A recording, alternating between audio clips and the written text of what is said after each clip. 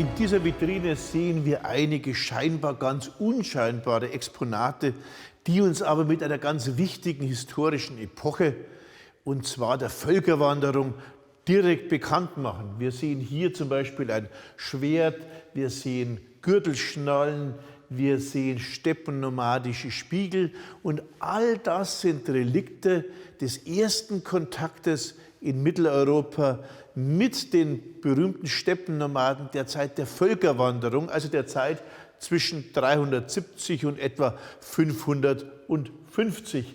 Was wir hier sehen, sind Überreste der Hunnen.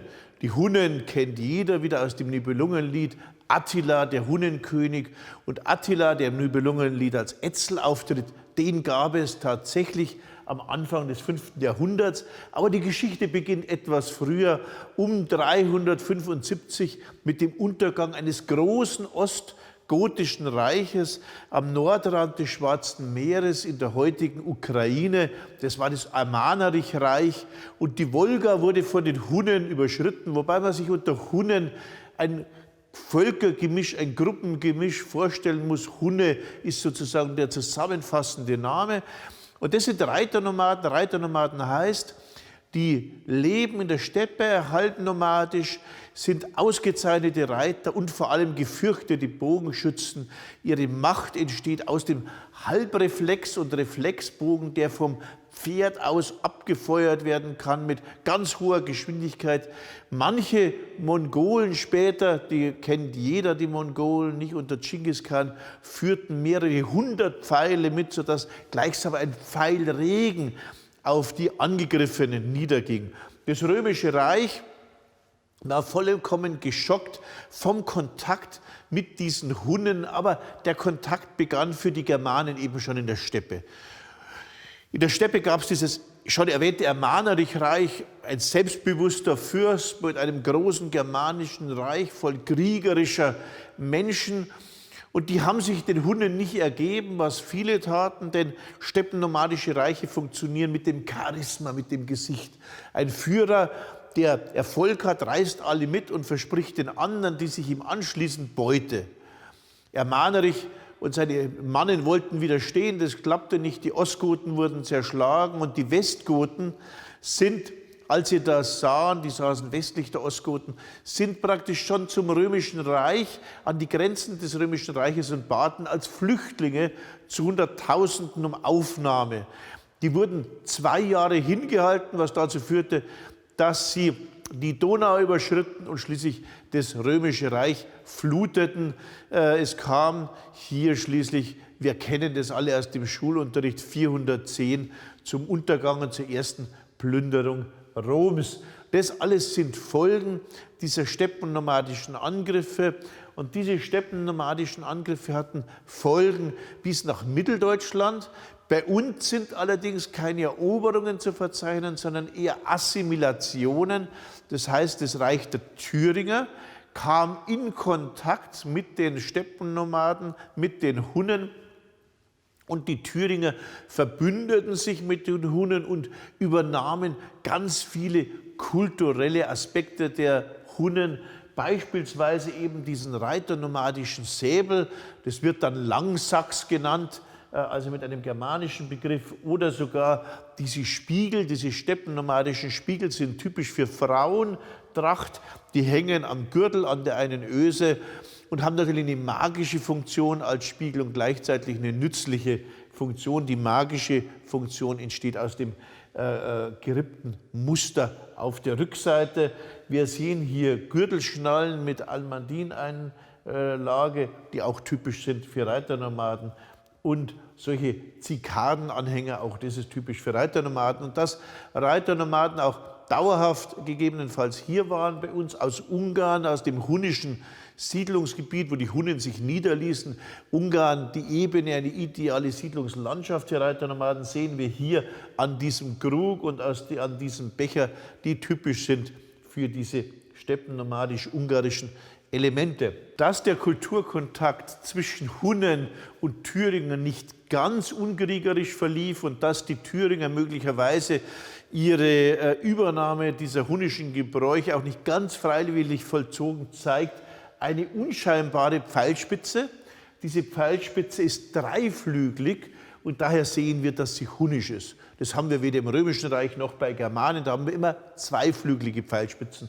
Warum ist die Pfeilspitze dreiflügelig? Weil dreiflügelige Pfeilspitzen Wunden schlagen, die nicht von alleine zuwachsen, also ganz gefährlich sind. Und die sind typisch thüringisch. Und woher haben wir diese Pfeilspitze als Archäologen? Wir fanden sie im Körper eines etwa 50-jährigen thüringischen Mannes, der in einem Gräberfeld bei uns hier in Mitteldeutschland bestattet war. Das zeigt, dass er also von einem Hunnen wohl erschossen wurde. Zumindest würde das dem Forensiker und dem Kriminologen die Tatwaffe zeigen. Und warum wurde er erschossen und wie wurde er erschossen? Er wurde mit einem Reflexbogen erschossen. Man muss sich vorstellen, vom Pferd kann man nicht mit einem langen Bogen schießen. Deshalb bauen die mit Knochenleim und Knochenteilen Bögen, die sozusagen eine unglaubliche Zugkraft haben und kurz sind und mit hoher Frequenz vom Pferd aus abgefeuert werden konnten. So eine Rekonstruktion sehen wir hier. Und wir können davon ausgehen, dass der Pfeil von solch einem Bogen verschossen wurde.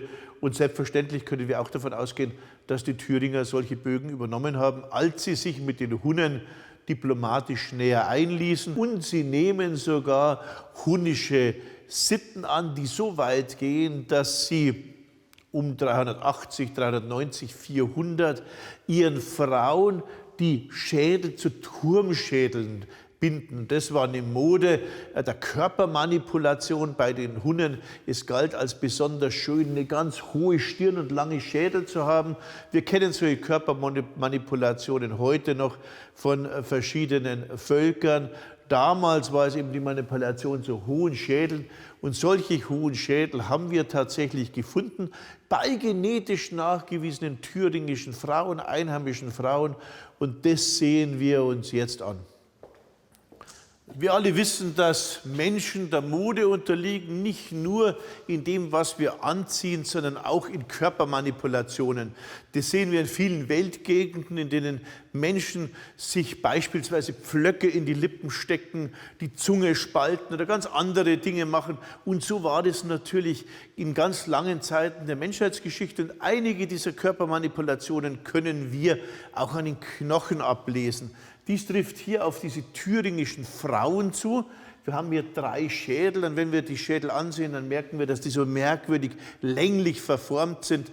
Das kommt daher, dass die in der Kindheit mit Schnüren und Brettern in der Wachstumsphase eingeschnürt werden, sodass sie diesen sogenannten Langschädel entwickeln. Der Langschädel galt also in dieser Zeit als schön. An den Beigaben sehen wir Gold- und Silberfibeln, dass es sich um die Oberschicht handelt. Also die Oberschicht hatte diese Mode und die kamen nicht von alleine drauf, sondern sie imitierten natürlich die Vorbildkultur, so wie im 18. Jahrhundert der französische Königshof imitiert wird und wie heute Hip-Hop-Stars imitiert werden. So wurde damals eben die dominant empfundene Kultur der Hunnen imitiert. Die Hunnen drangen aus dem Osten vor, haben auch die Thüringer bedrängt, waren aber sozusagen die siegreiche und dominante Kultur. Und da hat man praktisch die Hunnen nachgeahmt. Es handelt sich aber hier nicht um hunnische Frauen, sondern es handelt sich hier um thüringische Frauen. Das konnten wir durch Genanalysen feststellen. Also Einheimische wurden direkt hunnisch beeinflusst. Und wir wissen ja, dass die Thüringer Könige mit den Hunnen verbündet waren und mit den Hunnen und den Ostgoten gemeinsame Sache gegen beispielsweise die Franken und andere machten. Dass die Zeiten kriegerisch waren, sehen wir hier an diesem Schwerthieb, der die Frau am Kopf traf. Die Frau wurde also zweifellos durch diesen Schwerthieb, der nicht verheilt ist, getötet. Also auch die Oberschicht, auch die Frauen der Oberschicht erlagen in diesen kriegerischen Zeiten schlimmen Wunden und waren in diese Kämpfe involviert.